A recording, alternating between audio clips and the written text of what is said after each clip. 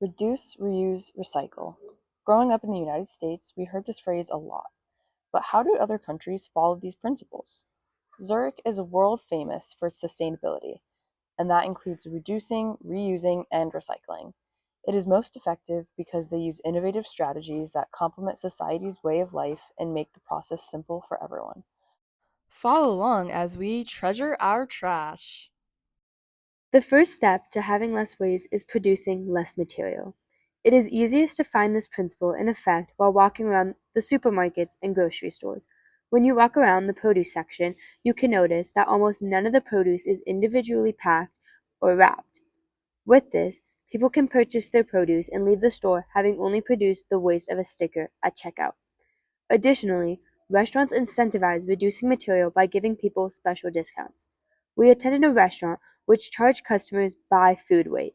However, if people brought their own containers, they would receive a discount on their meal. Furthermore, one person's trash can be another person's treasure.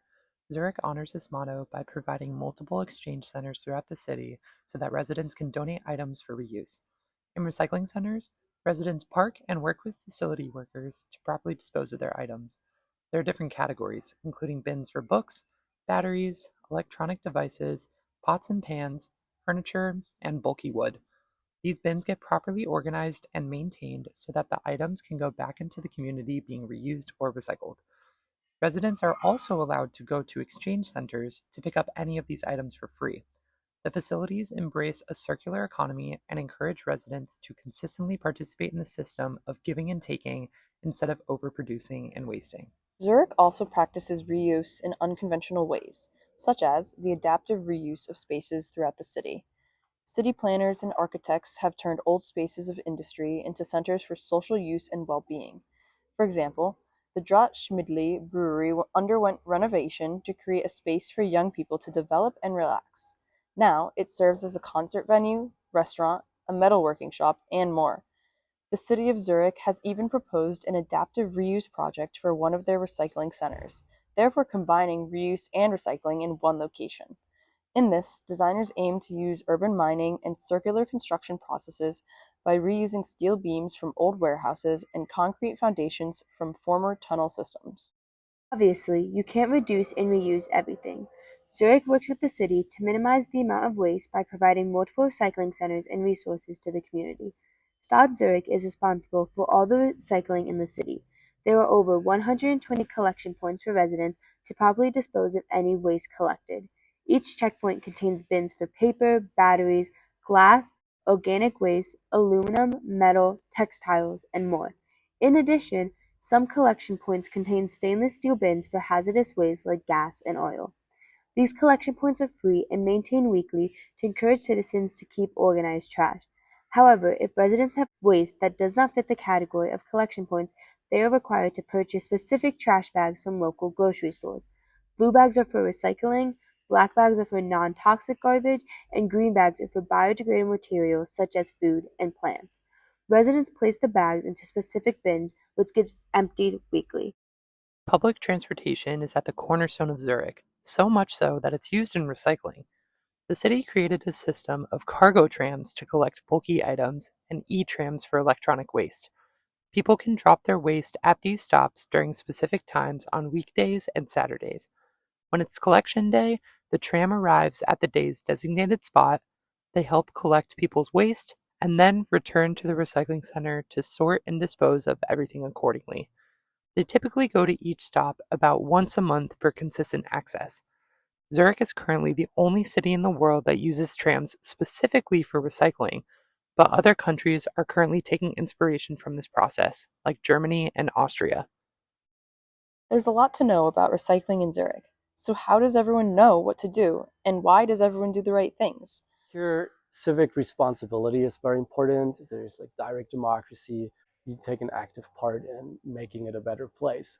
So recycling here is kind of considered being part of it. First, there are several community based initiatives, one of which being the curbside collections for paper and cardboard. One important part of this process, though, is that it needs to be packaged and wrapped up properly. If it's done improperly or found in the trash, Oh, public shaming, big time. It's common for neighbors to inform people about the right way and hold them accountable. If you don't want to use the e-trams for electronic waste, you can also return the equipment to a store where they deal with your garbage without questions or issues. Finally, recycling is even used in entertaining ways across the city. When we went to the incineration plant, there were interactive games where we identified which category an object would fall into for recycling. It's a fun way for people to learn more about recycling, which helps people invest in the process even more. Eventually, materials cannot be reduced, reused, or recycled through normal means. However, there are creative solutions in practice which allow for more sustainable outcomes when disposing of things that are considered just trash. For example, like many places around the world, Zurich burns trash in an incinerator. However, Zurich takes a step further by using the energy generated from this process and utilizing the energy to heating buildings around the city. This creates a more sustainable network of energy with unusable trash as the source. With all these different components to recycling in Zurich, we have to ask the question, is such a complex system worth it? So yeah, that it's complicated, messy, you take things to 10 different places. It is clear that you're supposed to recycle basically everything, and it is unclear to somebody who doesn't understand the system how to do that. When it doesn't work exactly right, it gets messy, trash-filled, chaotic. It's clear that for some, recycling isn't as straightforward as Zurich hopes. So, how effective really is recycling in Zurich for all these steps to matter? In 2022, the average resident generated about 677 kilograms of waste, of which 52% was fully recycled. Also, no municipal waste ends in landfills anymore on account of the incineration initiative. More specifically, 83% of PET plastic, 91% of aluminum, and 97% of glass is recycled. On the other hand, in Hartford County, Connecticut, the overall recycling rate is merely 35%.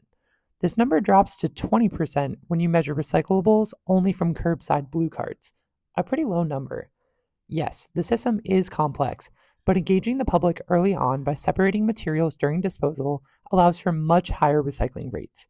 There are a lot of bins, but it's because Zurich helps residents recycle a wide variety of materials. Waste management officials even check non-compliant garbage for addresses so that people who don't recycle correctly can be fined accordingly.